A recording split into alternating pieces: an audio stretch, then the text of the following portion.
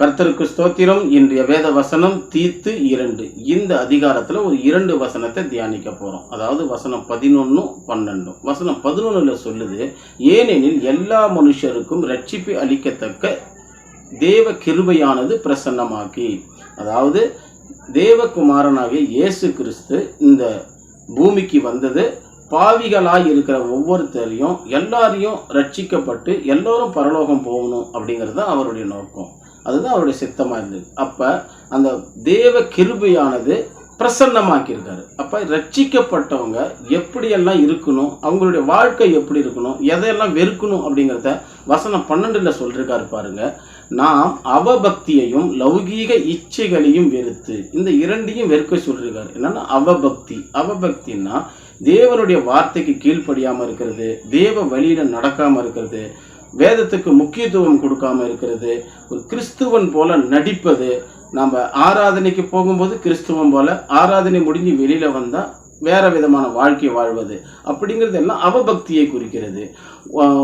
லௌகீக இச்சை அப்படின்னா உலகத்தாருடைய வாழ்க்கை, உலகத்தார் வாழ்கிற போல வாழ்க்கை நம்மிடம் இருக்கக்கூடாது.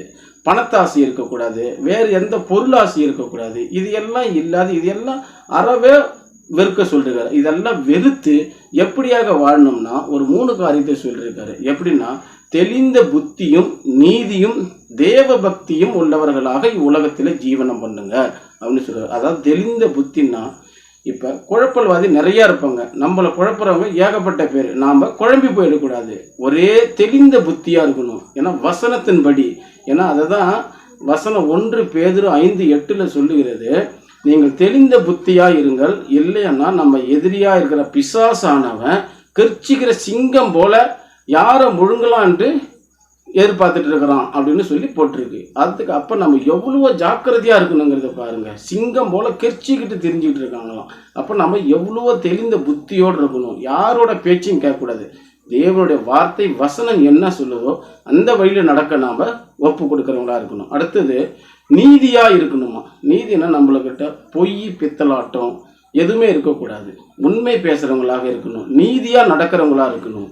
அடுத்தது தேவ பக்தியும், தேவ பக்தி தேவனுடைய வார்த்தைக்கு கீழ்ப்படிவது, தேவ வழியில் நடப்பது, தேவனுக்கு முன்னுரிமை கொடுப்பது. அப்போ தேவனுக்கு ஒரு பயப்படுகிற வாழ்க்கை, அவர்கிட்ட ஒரு பயம் இருக்கணும். அந்த பயம் இருக்கும்போது தான் நம்மளுக்கு இந்த 3ஐயும் நம்ம கடைப்பிடிக்க முடியும். அப்போ நம்ம எதெல்லாம் வெறுக்கணும், எதெல்லாம் விரும்பணும் அப்படிங்கிறத சொல்லுங்க. ரட்சிக்கப்பட்டவங்க இந்த 3ஐயும் நாம் ஃபாலோ பண்ணும்போது நம்மளுடைய வாழ்க்கை மகிழ்ச்சியாகவும் இன்பமாகவும் இருக்கும் அப்படிங்கிறது சொல்லப்பட்டிருக்கு. இந்த அதிகாரத்தை தொடர்ந்து படிப்போம். இன்னும் அநேக வார்த்தைகளை தெரிந்து கொள்ளும். கர்த்தர் நம் அனைவரும் ஒவ்வொருவரையும் ஆசீர்வதிப்பாராக. ஆமென்.